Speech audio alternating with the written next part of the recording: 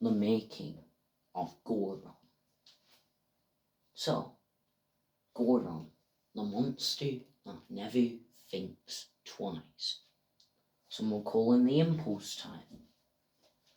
But most importantly, how was this creature made?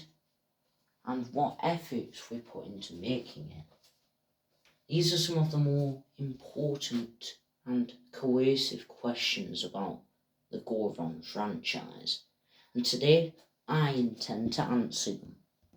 But first, please like, subscribe, and turn on all notifications for any further episodes or movies like this one. And without a doubt, let's dive right into it. The making of the Goron franchise.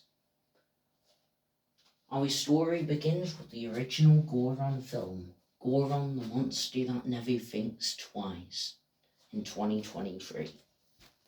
Sometime before that was a 6-day time period where in one... Oh my god, where do we even start? So, our story begins with a YouTube channel known as Just Jurassic, or JJS, Just Jurassic Studios. After JJS saw the success of his friend Zilla 2004's creations on YouTube, in the form of creating other, obviously, characters such as Barugiras and Rakushi, specifically the 6 deaths due to his 6 limbs, JJS decided to have their own spin at making their own giant monster, and so they would put in several elements. First of all, they would have this monster film take place somewhere in the United Kingdom, specifically in the city of London, the capital city of London to be exact. Second of all, is that this film would have quite a few messages on poverty and obviously natural disasters as a whole. Not only that, but the exploitation of innocent animals and obviously human greed wanting to get us out of bad situations, and then some. These might be some very difficult and heavy topics to carry, but other than that, that was some of the main elements that comprised the script of the early Goron period. At first, names were flying around all over, like Goran or Goron, and then he settled on Goron. The monster that never thinks twice was a slogan that was later created for the same monster. And at first, the creature resembled a giant hippopotamus with a rounded skull and a pot belly in appearance. The animal was only around 30 to 40 metres in height. However, after finding out the sheer height and stature of both London Bridge and Big Ben, some of the main landmarks of London, he was up to over double the size at around 70 to 80 metres instead. His weight is about 9,126 tonnes in this film, and as a result, his length is a rough estimate of around 160 metres. A 260 foot tall behemoth. This thing was an absolute legend, but eventually more design elements will be added. Green skin, pebbled like spots all over his body that you can see on the main suit, bulging red eyes that meant to symbolise the never thinking twice evident, obvious that element, and the fact that this thing behaved similarly to something like a mad and enraged bull.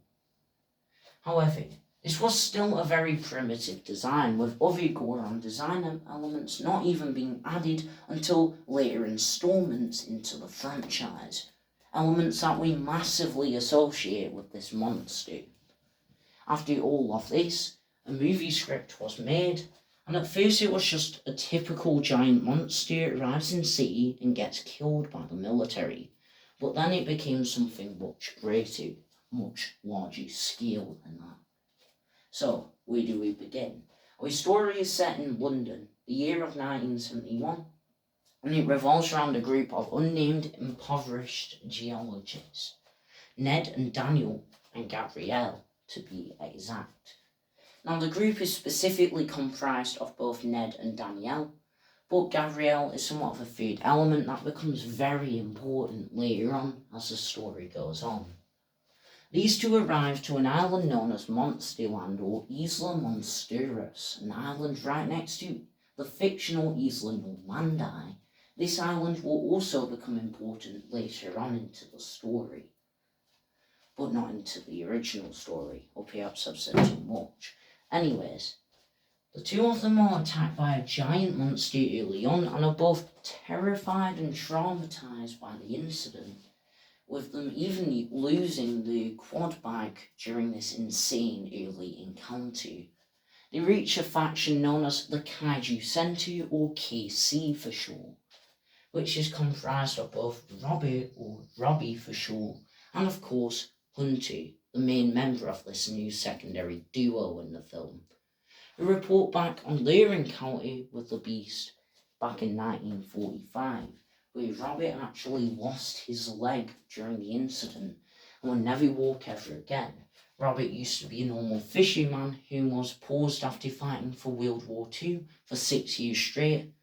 And in the 1940s, probably around 45 to 47, just as he had returned to the seas, he had reached a mysterious island known as Monsterland, which was perfect for, obviously, fishing, since no one else was fishing and there were bigger catches, supposedly. It was around 3,000 miles away from London City. Anyway, he obviously gets attacked and nearly killed. But first, why do these people even go to the island in the first place? And that's because of an event known as the Sound of the 60s. Obviously, there was a giant monster's call, roughly 180 decibels to be exact, which spanned all the way to London City, or roughly 3,000 miles, just barely. After people heard it and became very concerned, they thought it was the activity of something like a supervolcano.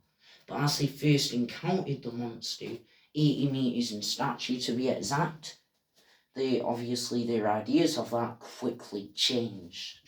They returned to the island with a friend known as Gabriel, an ex-military man who at one point hated his career but at the same time loved it because that was his only purpose in life. He is definitely the most deepest and obviously terrifying antagonistic figures throughout the film, even more terrifying than Goron himself in some instances. Gabriel, even though Daniel is physically imposing and powerful, Gabriel is on an entirely different level and stance to Daniel.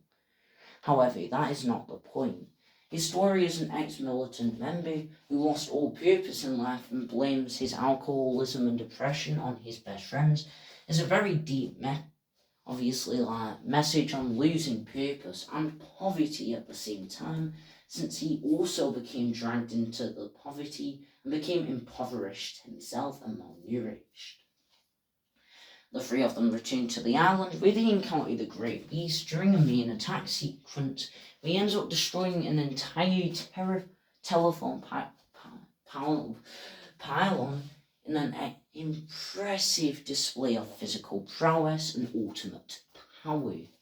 However, that isn't even it, because as soon as they leave the island they reach home, and then they end up finding out that an entirely different team returned to the island in their footsteps, wanting to make a bigger name for themselves and to exploit it. Nearly all of the team were killed, and the ones who survived accidentally lured the beast back to Britain, where it would end up attacking and causing mass destruction all around. It looked like nothing would stop the beast as it tore down London Bridge, with the song London Bridge is Falling Down probably being uttered in the background. It was that sad. He ends up killing a man and a woman of unknown name, but they will become important later on. After taking down Big Ben and the Parliament House, it seems like nothing can truly even stop this guy. Until the people in the bunker, including Ned, Daniel, Gabrielle, Hunter, and even Robert, or Rob for short, end up encountering a young boy known as Ted, who has been affected by the drama. Ted, or Teddy, ends up recounting that his parents were obviously on London Bridge where it all went wrong and the beast attacked. The big green monster ended up destroying the bridge with his acidic spray, his new ability, acid. He can spit acid everywhere, and it tore through London Bridge. He then picked it up with his bare hands and tore the bridge to physical shreds in another shocking display of power. He tore it apart like it was paper. The same goes for Big Ben, which was tipped over and then torn to shreds, as the only building standing about 10 metres or 33 feet taller than Goron himself. Penultimately, Gabrielle is told by Daniel after a few more physical confrontations between the duo to contact the military using his old connections, where they would issue a missile strike. Penultimately, Daniel runs out all alone and sacrifices himself, luring the beast into the vicinity of the missiles, where Goron ultimately gets bombed and killed. And just like that is how Goron dies. The end of the first true main story in the franchise. And that was it.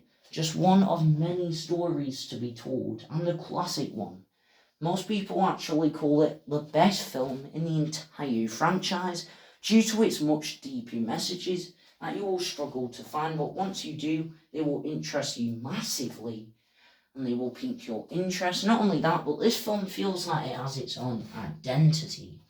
Goron is a monster that never thinks twice, and a very unintelligent one at that, but when he does display moments of intelligence, this is obviously the shocking part of his character. He's basically just another walking disaster like the Great Fire of London was all those years prior. However, the thing about Goron is that he was actually curious and just wanted to find a friend or a mate even. Why? Well, it's simple. Because the comic Goron Monster Warfare expands massively onto this concept and overall idea, and because of that, it deepens Goron's character much, much further. But for now, that is the very end of the story. Our next story is of course the prequel comic, Goron Monster Warfare, which I think we should cover first, as it explains a lot. Our story is set, I think, in 1526 to 1511 BC, and starts off with a 15-year war between two advanced island civilizations, Isla Normandie and Isla Monsteras.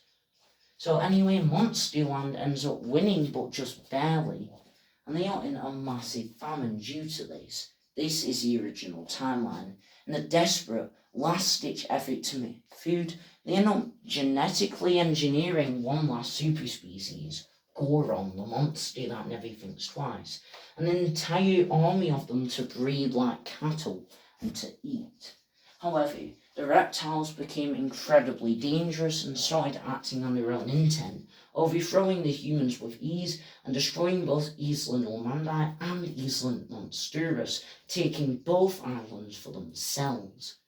Penultimately, the Gorons became the most unstoppable and dangerous creatures on the entire island as a whole, and for years on end, there was nothing around to stop them, until the monster from the stars came. That's right, Rakushi, the Sixth Hand Death. But first, who is Rakushi? How did he inspire the Goron franchise so much, and who is Zilla 2004? Well, we shall quickly dive into this. Zilla 2004 is obviously the designer of his monsters.